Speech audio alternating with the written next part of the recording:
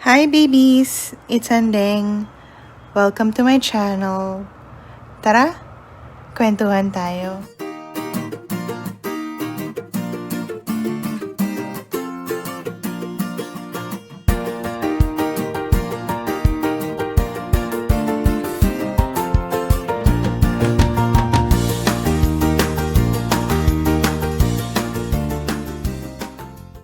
Hi babies! Kumusta kayong lahat? I hope na okay lang kayo, na okay lang ang family nyo, and lahat ng importanteng tao sa buhay nyo, sana lahat sila ay okay. Despite the fact that we're still struggling with a pandemic, I hope na sana ay nakaka-adapt tayo sa mga nangyayari sa paligid natin. I know it's been a while since I've recorded a YouTube video. So I think I'm gonna name this as New Beginnings na video. I've attached a clip kung saan I picked up my kids from school and I was just showing yung way papunta sa bahay namin. Although I'm sorry if the camera was like really shaky. Some of the roads are unpaved and hindi siya ganong smooth and they're still fixing some of the roads. So I really apologize kung medyo magulo yung camera. But I just wanted to show you yung colors sa paligid ko. Sa paligid namin when it comes to like fall or autumn dito sa Canada. I mean, the foliage, yung colors ng dahon, alam mo yung crisp, cool weather na hindi naman yung sobrang kalamigan just like winter at hindi naman sobrang init katulad ng summer. Yung tama lang siya. So I'd like to show you yung paligid ko. And of course, when it comes to the title of this video, na New Beginnings, I'd like to extend my gratitude to each and every one ng babies na nagstay to support me along the way. I know this past few months na we're together na sinimulan ko yung Andeng the Writer on Facebook at maging sa ibang social media platforms, you've come and noticed how my life was running and na-notice nyo kung paano nag-evolve yung isang Andrea Gray or si Andeng bilang isang writer, bilang isang kaibigan, bilang isang partner. Nakita nyo kung sino siya bilang mother, bilang isang nurse, at syempre, bilang isang parang yung sinasabi niya na si Super Andeng. Sinasabi niyo ganun. But, gusto ko magpasalamat dahil despite the fact na madaming pagsubok yung dumating sa atin, madaming pagsubok yung, alam mo yung dumaan sa page, sa buhay ko, nandyan pa rin kayo to support me. And gusto ko lang sabihin na aside from being thankful, alam mo yung gusto ko din sana na i-extend yung pagmamahal na meron ako ngayon sa inyong lahat. I'd like to share yung umaapaw na love and blessings na meron ako ngayon to each and every one of you. I know in a month or roughly a month and a few days, we're going to be celebrating the holiday season. And Christmas and New Year is very important na holiday para sa ating mga Pilipino. And despite the fact na we're still struggling with the pandemic, I think kaya-kaya naman natin na gawa ng paraan to be able to celebrate these holidays together as a family. Kasi bilang mga Pilipino, tradisyon na natin to celebrate these with our loved ones. At kahit mahirap ang buhay, we find a way to actually celebrate it together. Alam mo yun? I know siguro it's been like a challenge for each and every one of us.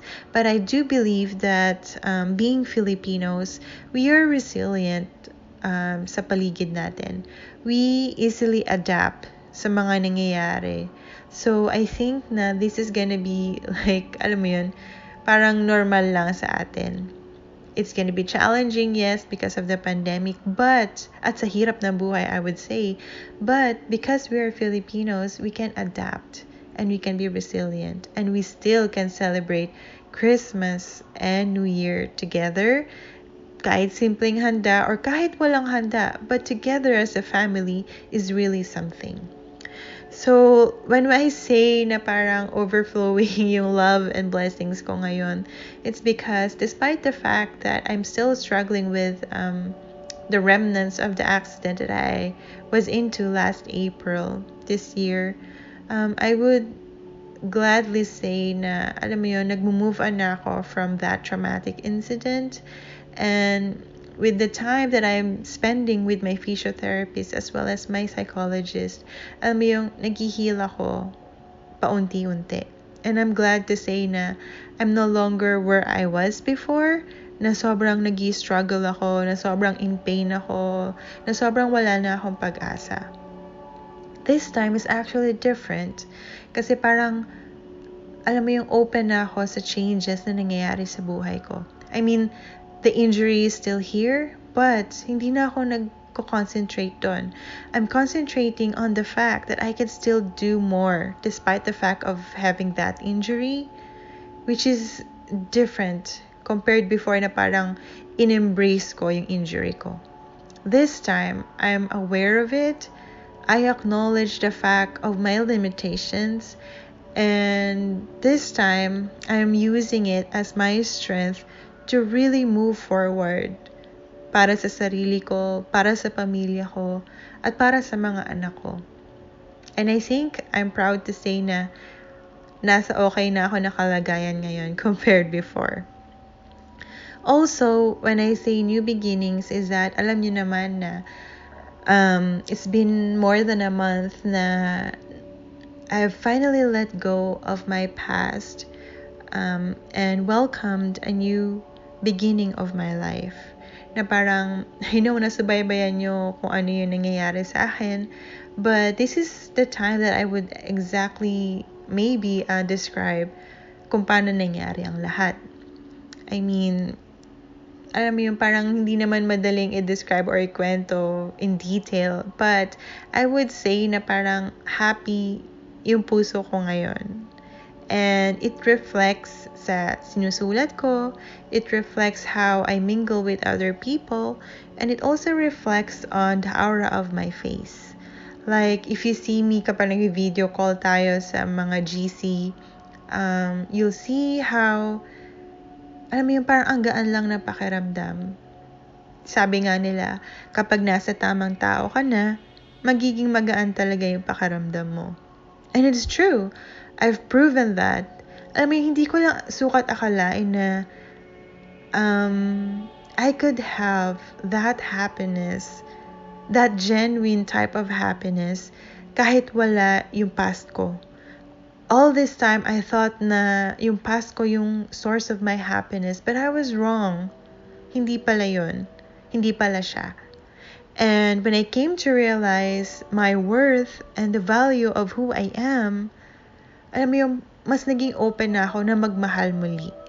And because of the fact that I gave myself that chance to fall in love again, to actually accept someone in my life once again,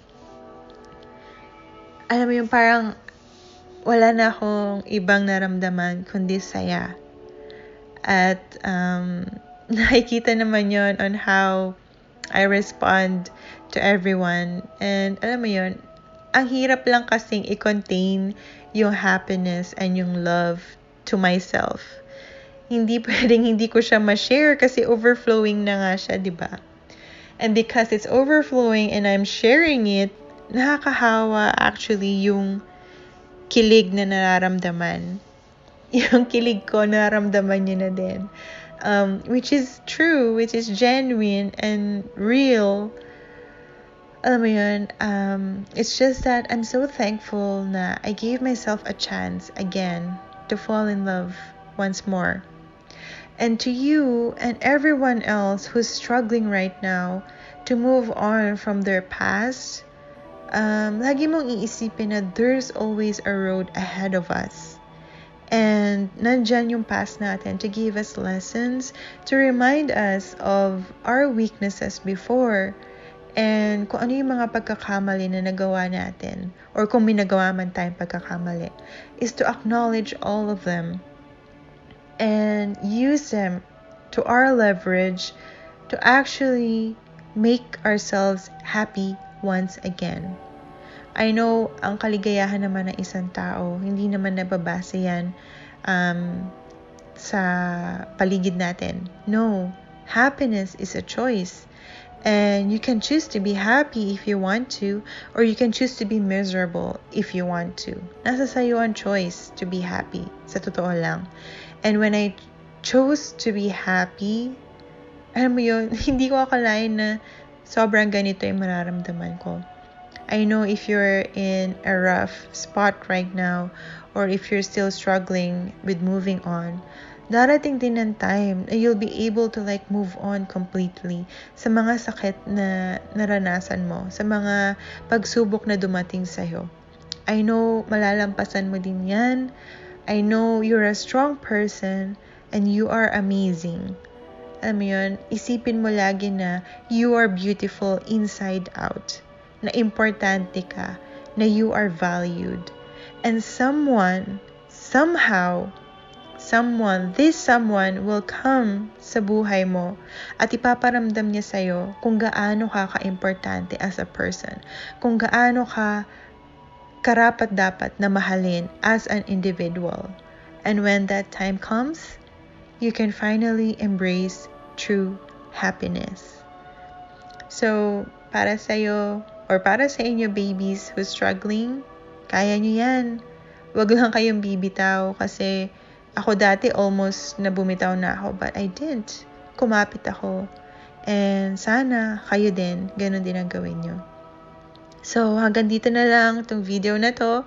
I hope nag-enjoy kayo, and I'm looking forward to making more videos actually. So, stay tuned and take care of yourself and each other. Mahal ko kayo, babies.